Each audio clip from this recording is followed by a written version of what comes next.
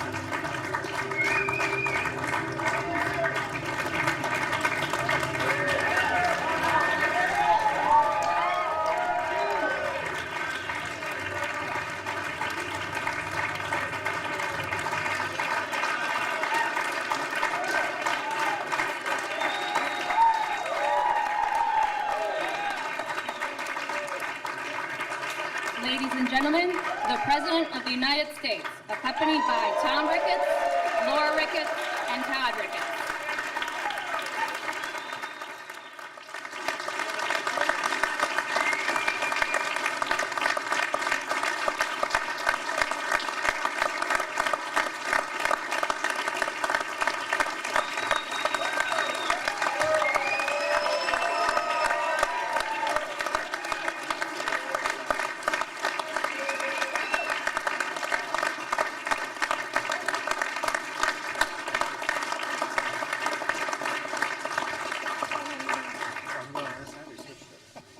They said this day would never come.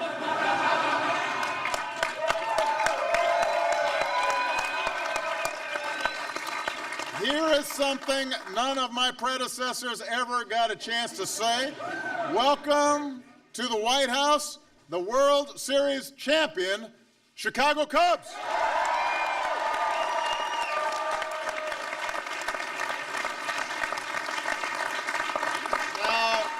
I know you guys would prefer to stand the whole time, but sit down. I will say to the Cubs, it took you long enough. I mean, I've only got 4 days left. You're just making another run. Now listen, I made a lot of promises in 2008. We've managed to fulfill a large number of them, but even I was not crazy enough to suggest that during these 8 years we would see the Cubs win the World Series.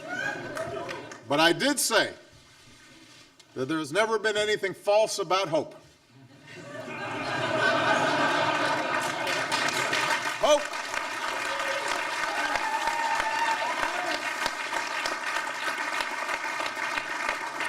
The audacity of hope. Yes, we can. Yes, we can. Now, listen, for those of you from Chicago who've known me a long time, it is no secret that there's a certain South Side team that, has my loyalty. For me, the drought hasn't been as long. We had the '85 Bears, we had the Bulls run, the '90s. I've hosted the Blackhawks a number of times. The White Sox did win just 11 years ago with Ozzie and Konerko and Burley. So I can't claim that I have the same just visceral joy of some in this White House. But Flotus is a lifelong Cubs fan. And I will tell you, she had to go to another event, but in the 8 years that I've been here, I told the team this, in the 8 years that I've been here, we've hosted at least 50 teams, football, basketball, baseball, soccer, you name it. Michelle has never come to a single event celebrating a champion until today. And she came and shook hands and met with every one of these members of the Cubs organization and told a story about what it meant for her to be able to see them win, because she remembers coming home from school and her dad would be watching a Cubs game, and the bond and the family, the meaning that the Cubs had for her in terms of connecting with her father and why it meant so much to her. And I almost choked up listening to it. And it spoke, I think, to how people feel about this organization, and that it's been passed on generation after generation. And it's more than just sports. And that is not just true for FLOTUS. My longest serving aide, Anita, is a Cubs fan.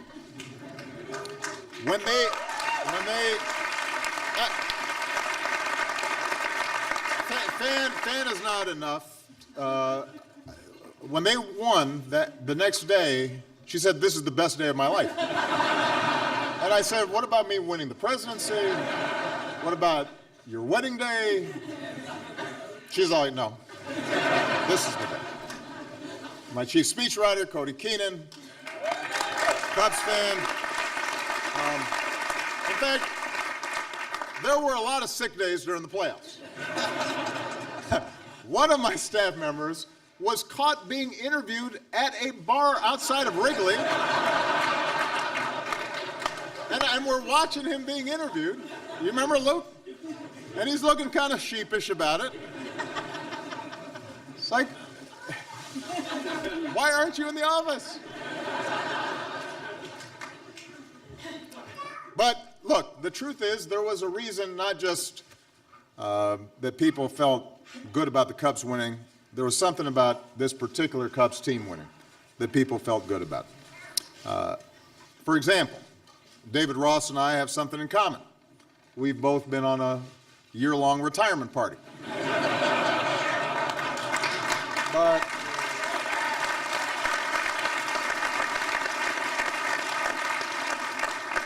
unlike Grandpa, my team has not yet brought me a scooter with a motorized golf caddy, but there are 4 days left. Maybe I'll get that.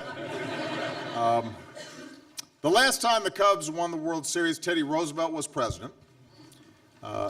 Albert Einstein, or was it Thomas Edison, was still alive.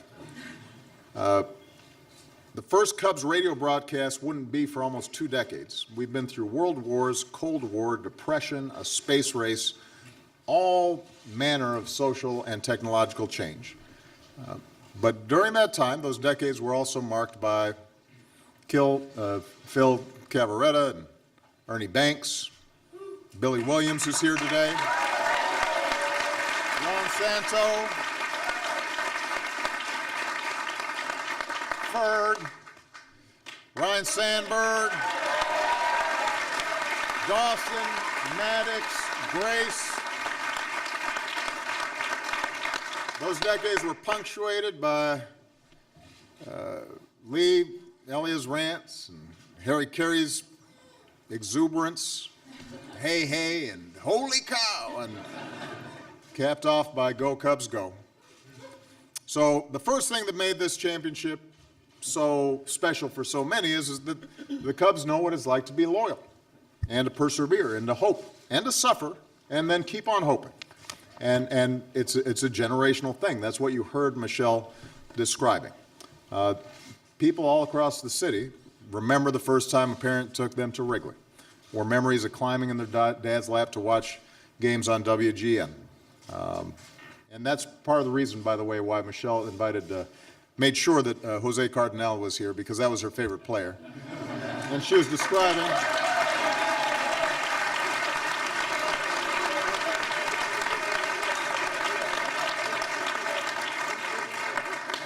back then he had a big afro, and she was describing how she used to try to wear her hat over her afro the same way Jose did.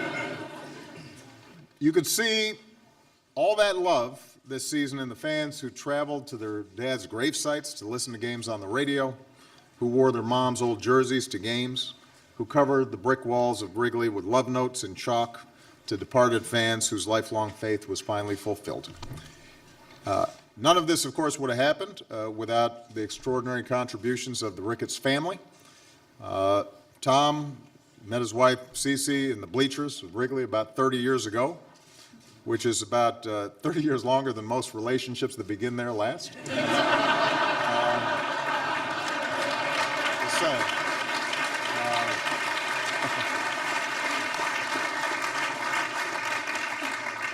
Our dear friend Laura Ricketts met her wife Brooke in the ballpark as well. Brothers and sisters, they turned this team around by hiring what has to be one of the greatest, if not, I mean, he's still pretty young, so we'll see how long he keeps on going, the greatest general managers of all time, Theo Epstein.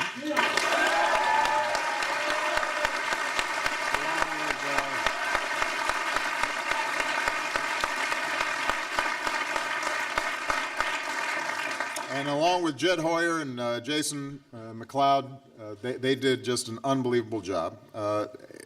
Theo, as you know, his job is to quench droughts.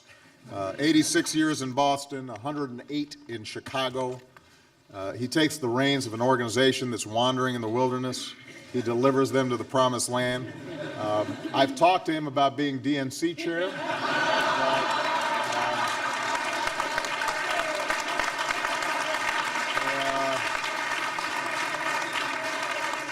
But he's decided wisely to stick to baseball.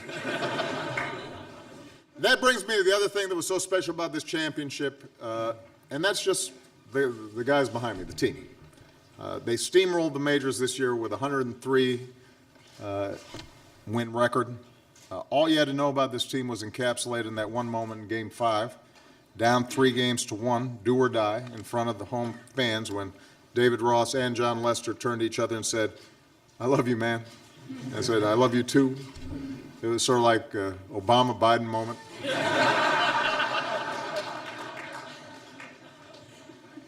And then you've got the manager, Joe Madden, who,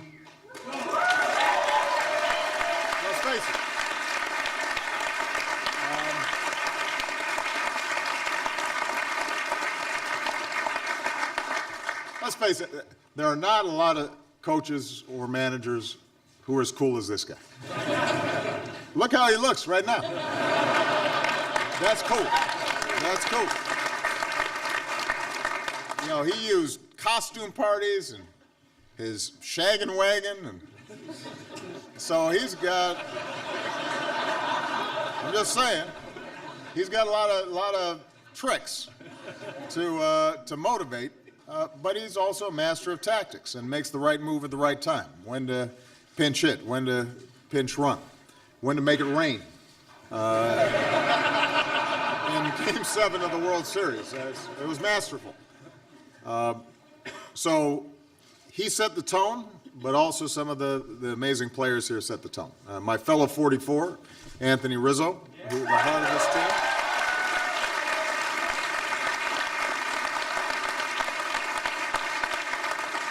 5 years ago, he was part of the squad that lost 101 games.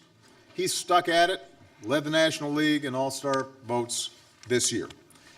His business partner in the Brizzo Souvenir Company, which delivers baseballs to fans in all parts of the bleachers, Chris Bryant.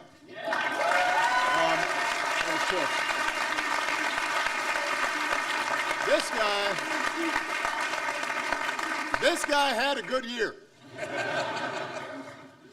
You go from Rookie of the Year to being the MVP, you win the World Series, and then, like me, he marries up and comes to the White House. And he did all this just in 10 days. I mean, it took me a long time. So congratulations to the newlyweds, Jessica and Chris Bryant.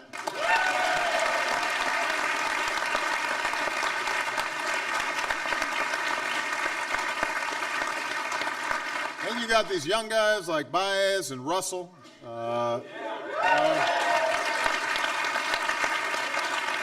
Baez turning tagging into an art form. Russell becoming the youngest player to hit a World Series Grand Slam since Mickey Mantle.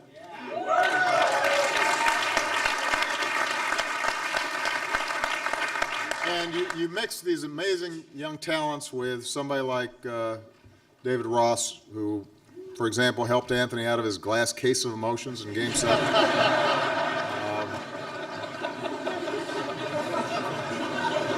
But think about what Rossi did in his final season. Caught a no-hitter, surpassed 100 home runs for his career, including one in his last game ever. If there was ever a way to go out, this was it. And then you got Ben Zobrist, who didn't get to come to the White House last year after winning it all with the Royals, but then hits .357 in the World Series, go-ahead RBI in the 10th inning of the Game 7, World Series MVP. I think he's earned his way here.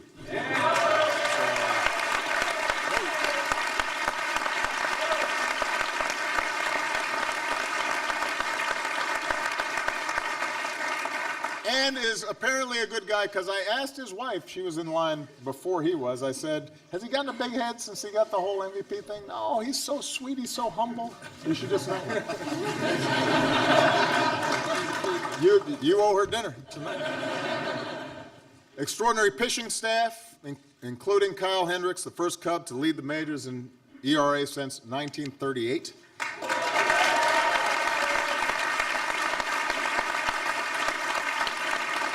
Kyle, in turn, was the only pitcher this year with a better ERA than John Lester, who racked up 19 wins. We've got Jake Arrieta, 2015 Cy Young winner, stretched a 20-game win streak featuring 2 no-hitters across the past 2 seasons, then hit a home run in the NLDS and won 2 games in the World Series. So apparently Pilates works. Michelle says it does. So, and then finally the game itself and the series itself. Come back from a 3-1 deficit against a great Cleveland Indians team, force what is widely considered the greatest Game 7 of all time. Dexter Fowler becomes the first player to hit a leadoff home run in Game 7.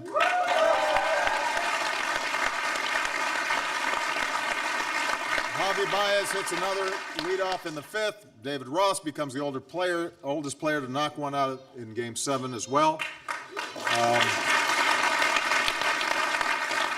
Kyle Schwarber, who's been hurt and hobbled, then suddenly he comes in, gets 7 hits in the series, 3 in Game 7 alone.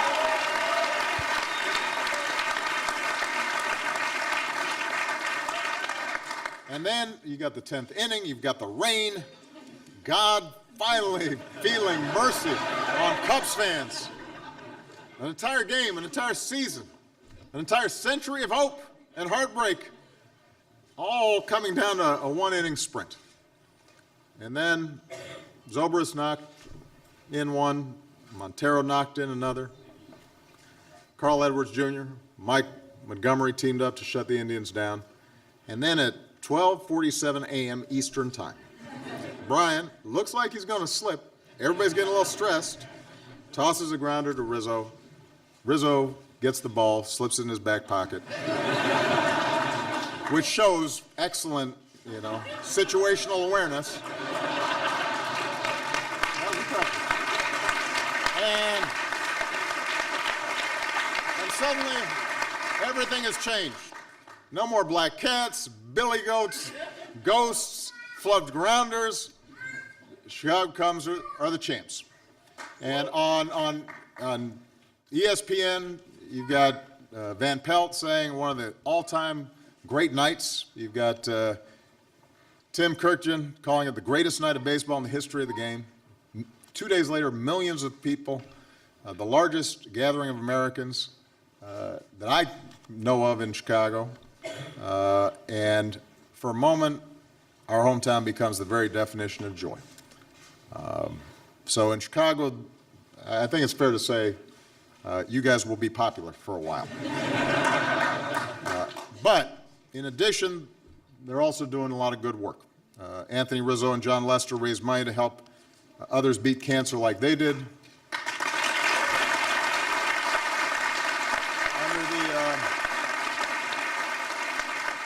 Under the Rickett family's leadership, last year alone, Cub Charities supported charitable grants and donations of nearly $4 million that reached nearly 120,000 children and young adults across Chicagoland.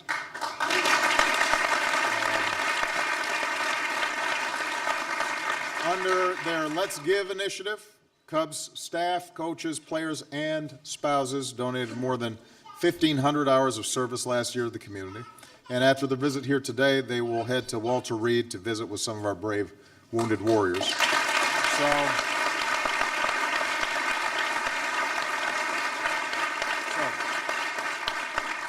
So just to wrap up, today is, I think, our last official event, isn't it, at the White House under my presidency. And it also happens to be a day that we celebrate one of the great Americans of all time, Martin Luther King Jr. And later, as soon as we're done here, Michelle and I are going to go over and do a service project, which is what we do every year to honor Dr. King. And it is worth remembering, because sometimes people wonder, well, why are you spending time on sports? There's other stuff going on. That throughout our history, sports has had this power to bring us together even when the country is divided. Sports has changed attitudes and culture in ways that seem subtle, but that ultimately made us think differently about ourselves and who we were. It is a game and it is celebration, but there's a direct line between Jackie Robinson and me standing here. There is a direct line between people loving Ernie Banks and then the city being able to come together and work together in one spirit. And I was in my hometown of Chicago on Tuesday for my farewell address, and I said, sometimes it's not enough just to change laws, you got to change hearts. And sports has a way sometimes of changing hearts in a way that politics or business doesn't. And sometimes it's just a matter of us being able to escape and relax from the difficulties of our days, but sometimes it also speaks to something better in us. And when you see this group of folks of different shades and different backgrounds and coming from different communities and neighborhoods all across the country and then playing as one team and playing the right way and celebrating each other and being joyous in that, that tells us a little something about what America is and what America can be. So it is entirely appropriate that we celebrate the Cubs today here in this White House on Dr. Martin Luther King Jr.'s birthday, because it helps direct us in terms of what this country has been and what it can be in the future. With that, one more time, let's congratulate the 2016 World Championship Chicago Cubs.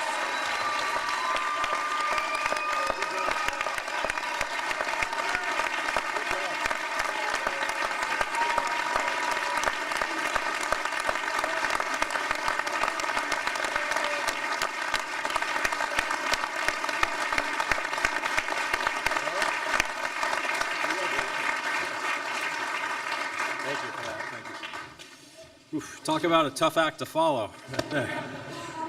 Thank you, Mr. President, and thank you for inviting us. We're all honored to be here today, and we appreciate you taking the time on such an important day, Martin Luther King Day, and during such an historic week, the last week of your distinguished presidency. I was told on the way in here, actually, by our club historian that it's actually not the first time this franchise has visited the White House. It was 1888, and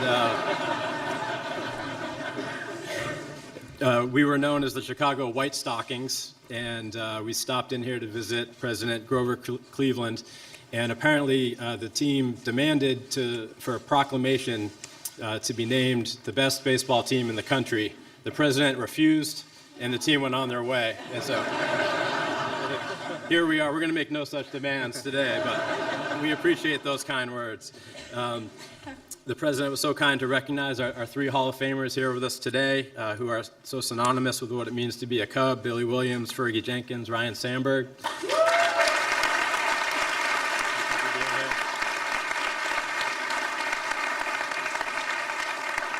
And of course, Jose Cardinal, who got the longest hug from the First Lady we've ever seen, her favorite player of all time.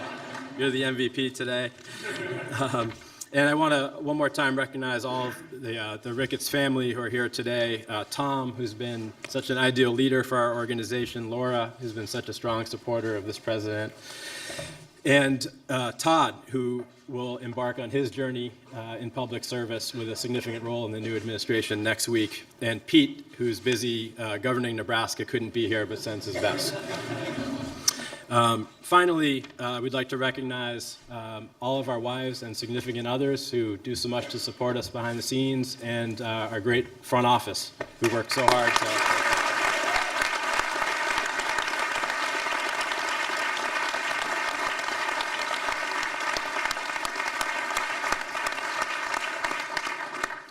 So, Mr. President, as you alluded to in Cleveland on November 2nd and into the early morning of November 3rd, this special group of players behind me in one of the greatest World Series games in history ended the longest championship drought in American sports. And when Chris Bryant's throw settled into Anthony Rizzo's glove for the final out of Game 7, the victory brought pride, joy, relief, and redemption to Cub fans everywhere, including many in the White House.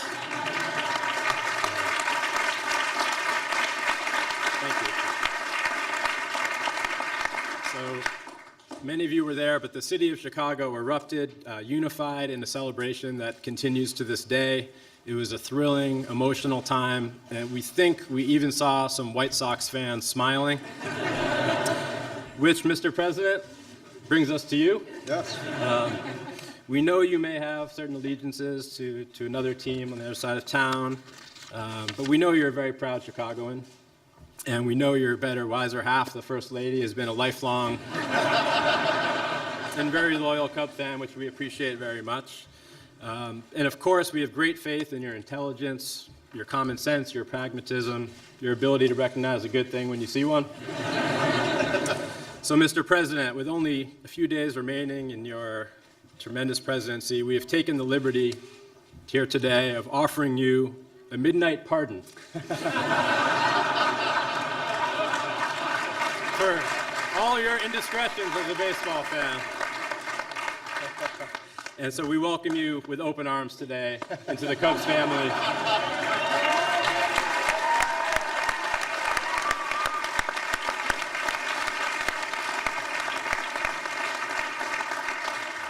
To recognize this terrific conversion and this great day, we have some gifts for you and your family. First, Anthony Rizzo has graciously agreed to share his number 44 with the 44. There you go.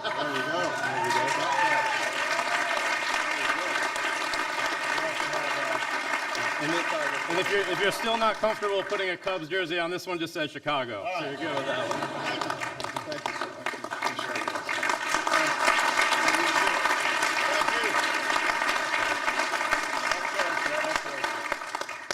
Second, we have at historic Wrigley Field, we have a center field scoreboard that's actually an historic landmark. And so we hope the National Park Service won't mind, but we took down a tile for you, number 44, which very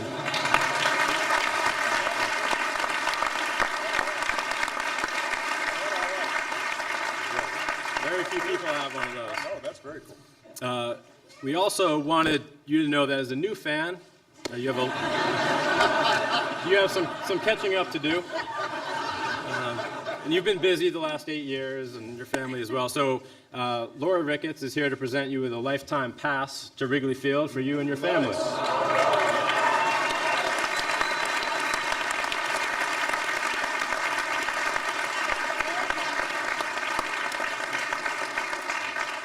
I love how it says non-transferable. Yeah. It's strictly, it's just an emolument. Can you imagine if somebody walks up and says,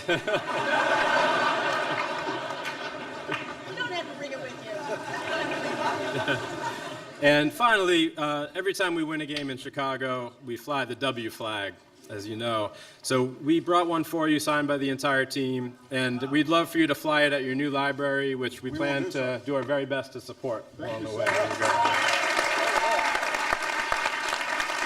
is a nice swag. I'm telling you. Thank you so much.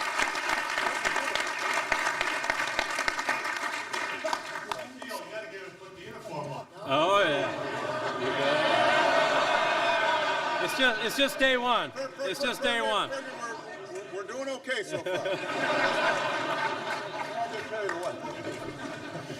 So, Mr. President, thank you for the dignity and integrity with which you've served this country for the last 8 years, for your tremendous service to Chicago and Illinois before that, and for hosting us here today. We wish you all the best and look forward to seeing you at Wrigley Field. Thank you.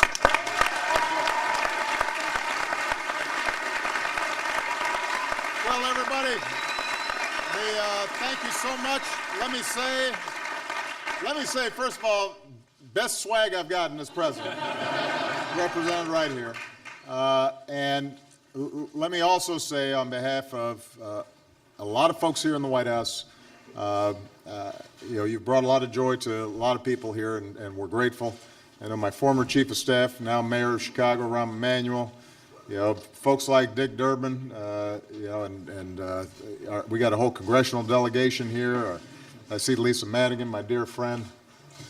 Just a lot of people have been rooting for you for a long time. So even though it will be hard for me, Fergie, to wear a jersey, do know that among Sox fans, I am the Cubs' #1 fan. All right?